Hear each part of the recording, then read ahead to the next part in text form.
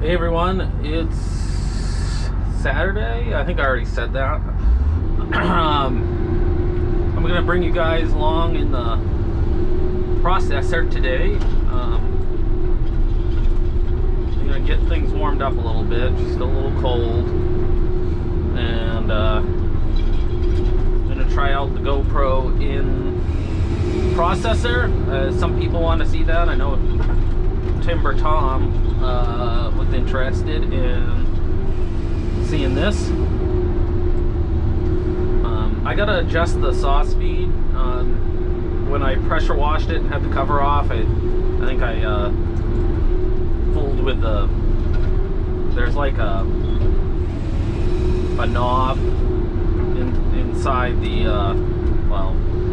inside where the saw motor is that controls the speed of the saw cylinder, and I think I messed with it, so it is a little slow right now, but not slow enough for me to want to get out in the snow.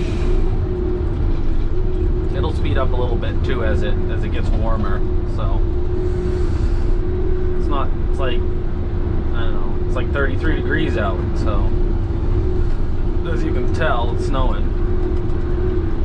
So it's May 9th. This is ridiculous. As if we, the yard out there was just starting to dry up. Well, it was dry enough where we could, once we start forwarding, we could truck. Which I think now that things have dried out a little bit, you give this a day or so, it'll be fine. So, also, next week we got a big change coming. For those of you who have followed the channel, you may have an idea. For those of you who are new, stay tuned. I think for those of you who like the types of videos I do, you'll find it interesting too. So I'm kind of excited about that. So what I'm going to do here too is, so that's hardwood pulp off to my right.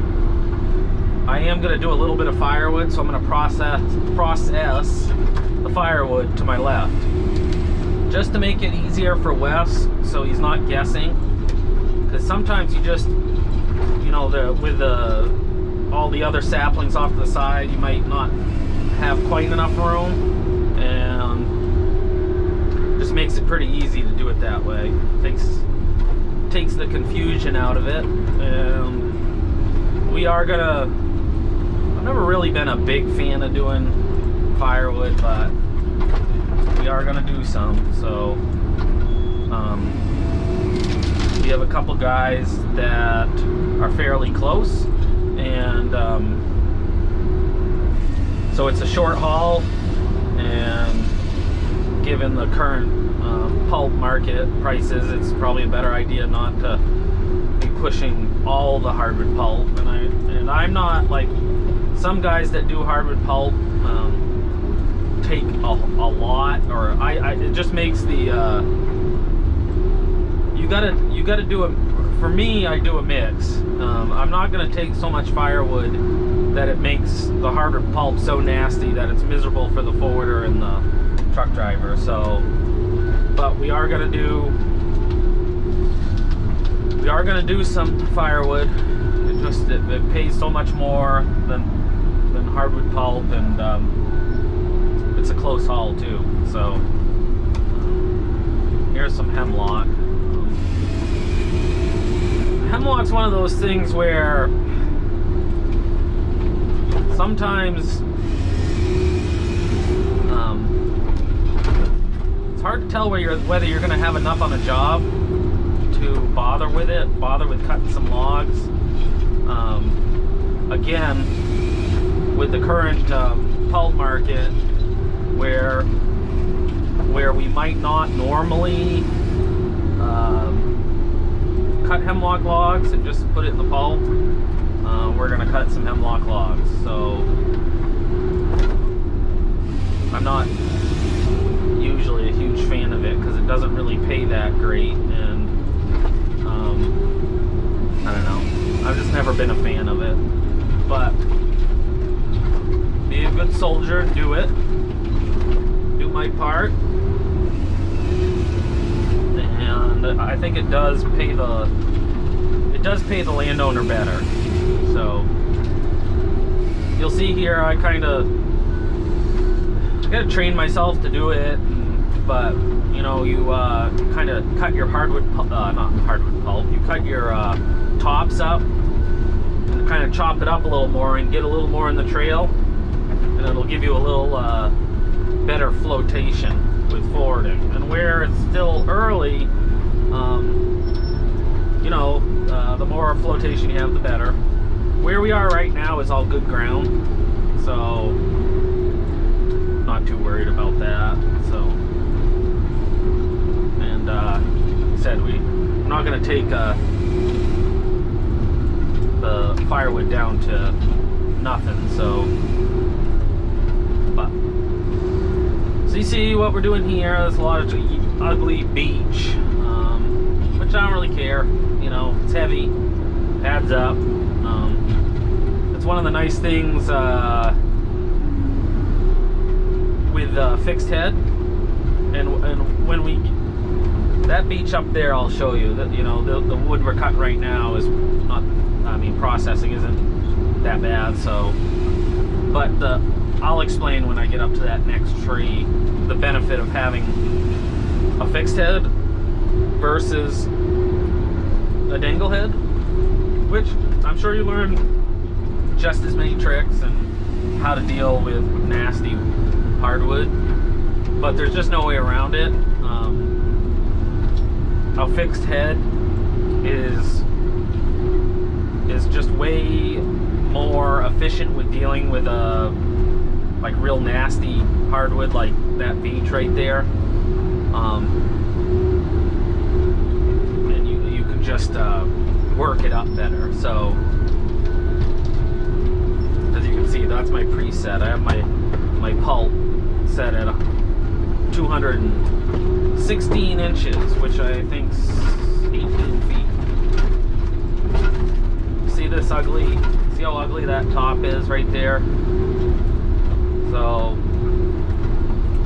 and with a dangle head, you'd be flopping out here, kind of, you know, trying to get it to balance out. And you can just get to these like that nasty 90-degree branch like that and just chop it right off, you know. And some of the tops you can work it up like that, and like this top right here. It's a lot like a chainsaw though. It takes a little while to get used to it, and it would be easy to pinch the bar, which really isn't a huge deal, but it would, you know, you might break the chain. But you kind of have to treat it like a chainsaw. When you know, for those of you who have cut wood by hand or run a chainsaw, cut your own firewood or whatever, you have to kind of read where the pressure is on the branch and how you're cutting into the branch, so that it doesn't pinch your bar, you know. So like I said, I've been running this so long that it's pretty easy. So, and like I said, the difference between, you know, like I said, between the dangle head and this is that the head's fixed, so I can grab the tops, and when I'm cutting the crotches and branches off, the head is more stable. It's not rocking around, and you can flip the tree around to get the branches and crotches where you want them. So you just have a little more control. And I know this isn't, these 501s are not the most speedy machine in the world, but with a buncher in front of it, you make them pretty productive. So like this, you know, you just kind of pull it ahead, come up here and cut that right off, and then you're good to go. Where you either wouldn't be able to limit, or you'd ram into it 10 times, beating the equipment trying to get that off. So, and just take the time, go up there and cut it off, you're actually saving time. So, you know, you see people just ramming the heads into stuff, and it's like, oh my god, that's hard on the equipment. So there's another piece of firewood. Rock maple. Back up a little bit. I laid some tops out this way.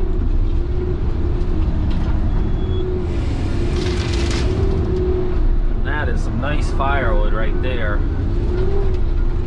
You know, and that could probably be another piece of firewood right there. But I'm just not interested in making my hardwood pulp so nasty that you can't, like, people do it, and oh, firewood pays so much more, but I still am a believer that there's a cost involved in it. It's not like free extra money. You have to separate it, which isn't a big deal. You have to make another pile, but if you whittle your pulp down to nothing, or your firewood down to, you take every stick you can, yeah, you're getting more money, but you're making the hardwood pulp nastier. It's harder for it, you know, it makes it harder for the forwarder, for the truck driver, so there is a cost. But I think there's a balance. So with processing behind the buncher too, with this 501, you don't have a whole lot of reach. So as you're going along, you kind of have to put your tops to one side, and then when you're done, you pull all the tops back in the trail. So another piece of firewood. That's beech, which is good firewood. So we're kind of, you know, you get into these tops and kind of got to look at the tree too, because this beech isn't, you know, the way this was cut previously, you know, the beech, if it gets cut hard, you open it up,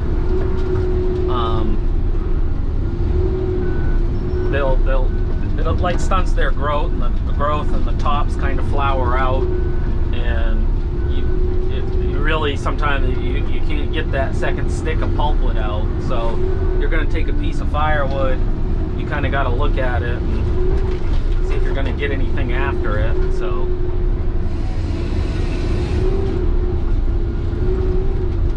I need to sharpen the knives too.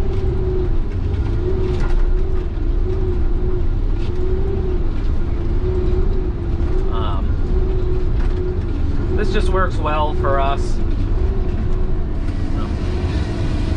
I am such a much happier camper with a buncher in front of the processor. Everybody has their own way of doing it. Actually, I'm gonna take a piece of pulp out of this branch. That's the other thing with cut to length too. You won't see anything but a cut to length taking a piece of pulp out of this branch. Maybe once in a while, you know, but you're not going to see a limber producing that 10-foot piece of, you know, small diameter hardwood pulp or pull through setup. They're just going to chip it or drag it back in the woods. And that's one of the real benefits to a landowner having this type of setup. Cut their wood like that. Look at that small little piece of beech, you know. You just really maximize or utilize product.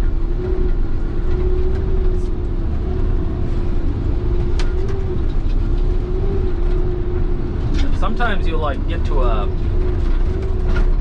there's a crook there and it's not real tall, so I might take a shorter piece of pulp so I can run this top out rather than have some short little chunk or a wicked long piece.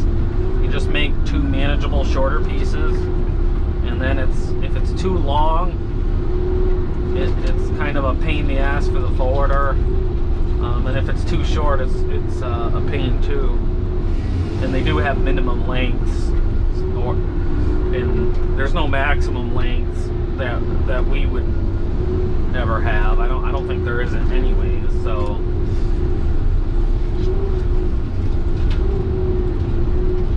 like this piece, I'm not going to take a second piece out of it. There's chopping it up.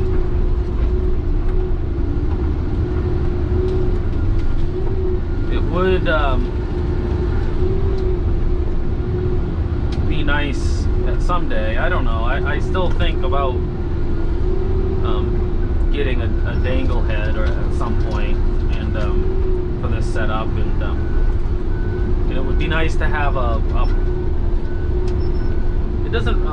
processor. It doesn't necessarily need to be any bigger than this, but something like this 501, you can't track and run the boom. You can't multi-function. And it would be nice to have something that was a little speedier, smoother. And I think they're working on it. But they're just, these machines, people can say what they want, but they're so simple, and they're easy. I mean, they're not easy to work on in the sense of room. Or see here, I can't really pile it to my left because of the angle of the wood. So, and there's room over here, so I'll put this piece of firewood over here. And the big thing for the forwarder guy is, Wes is pretty good now, but if you have a new guy in the forwarder and you're separating stuff, everything's separated out here, is if you just make it clear because that would look like a piece of pulp. You just make it clear enough that it's way over there, and I've staggered the length that it obviously doesn't go in the hardwood pulp. The forwarder operator should be able to make that designation that that's not a piece of hardwood pulp. And try not to get your piles so close together that it's hard. So here's another piece of firewood, soft maple, which I don't mind. Some people do. It's a good burning firewood. It's not as dense as the beech, rock maple, yellow birch, stuff like that. So it might not be an all-nighter type firewood. Little piece of hemlock. I always like cutting hemlock pulp. It's limbs good, adds up, it's heavy.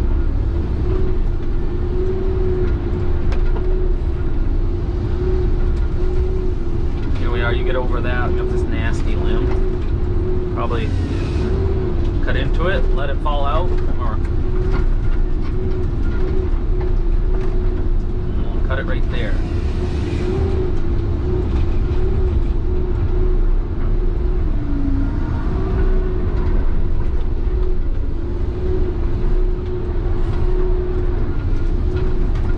There's a lot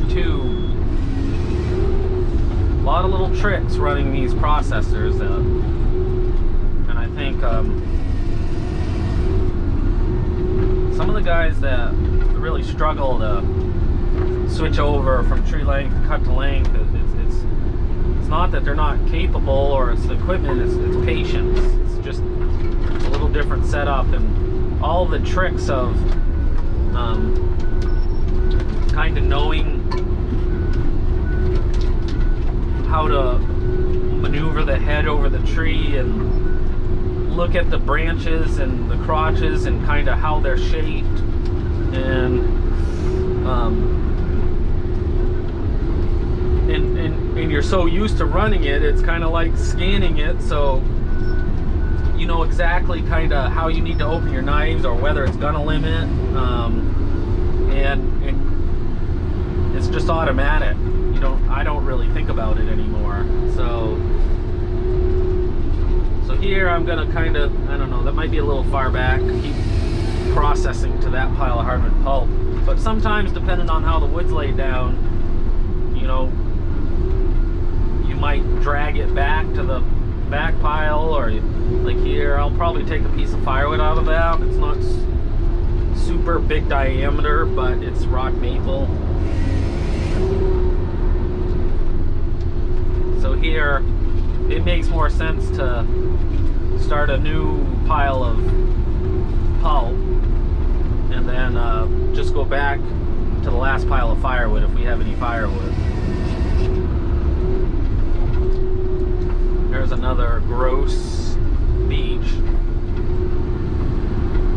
and we'll have to whittle on this. Sometimes you can kind of rip the branches off. So this doesn't have a bottom knife, so some of those real low branches, you're not going to be able to get your top knives down to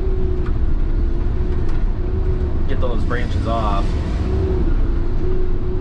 So this is the benefit, again, of having a fixed head.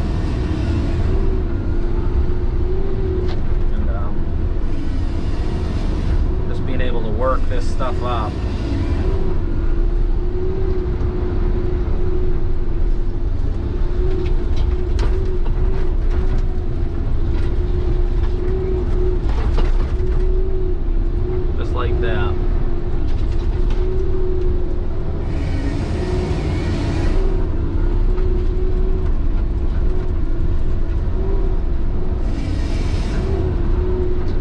Try to get as much pulp as I can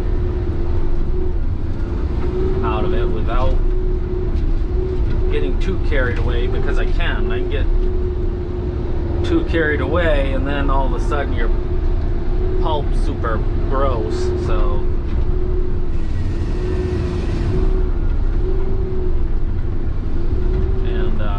that's easy to do, you know, especially if you don't run the forward or haul the wood, and you're the guy that's cutting and processing. Sometimes it's easy to oversee that. You're not intentionally trying to make it all nasty. It's just you know, it's logging. You're trying to get production and get the most volume you can. Sometimes you lose a little sight that some of the wood you're cutting may not be worth it.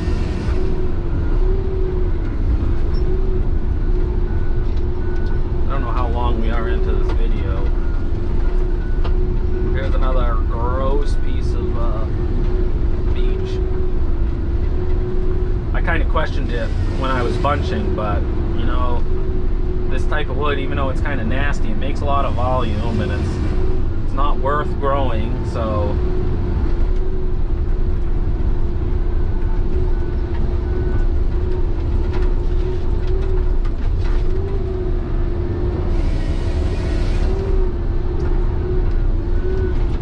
some of the firewood too, even though it's bigger, I might not take it because it gets real knotty and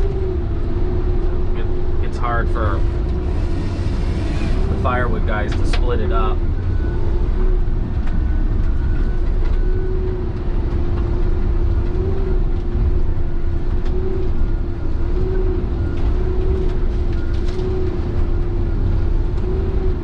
You always find these little trees hiding underneath the brush. Sucker back out of there.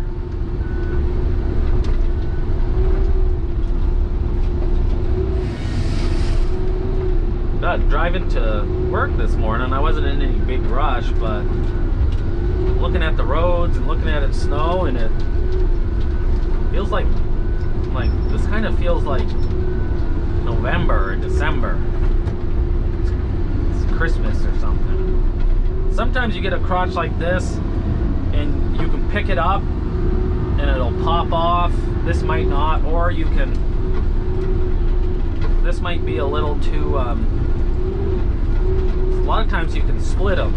Yeah, just like that, see? Rather than trying to cut that chunk off. See what I did there? That's another one of those tricks. Broke that off.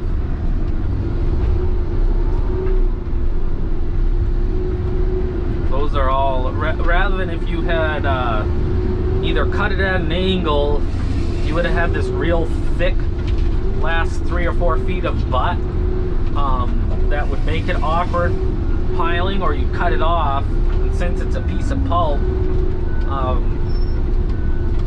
you'd kind of lose that volume. So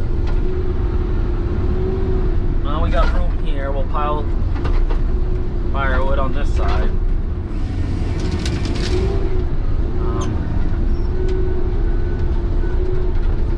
I won't whittle that down to nothing.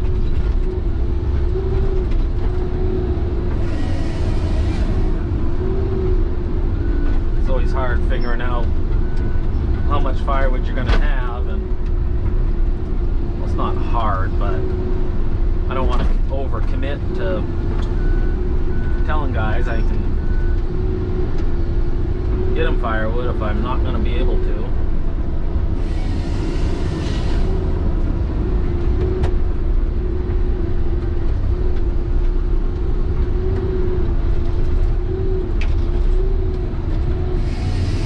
This weather is ridiculous.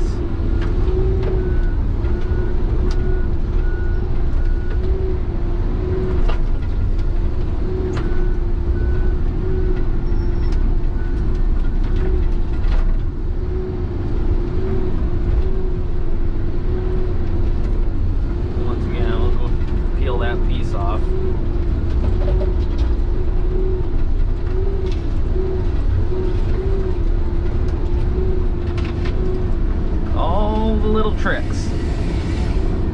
I'm probably going to cut this video off here. I wanted to do a in the processor video with the GoPro, something a little different, and like I said, there's going to be a new big surprise Tuesday, so you guys be looking for one of the next videos. I think it's going to be a good thing. So some people may think I'm crazy right now, but I'm gonna keep going. So, like, subscribe, comment, and we'll catch you guys later.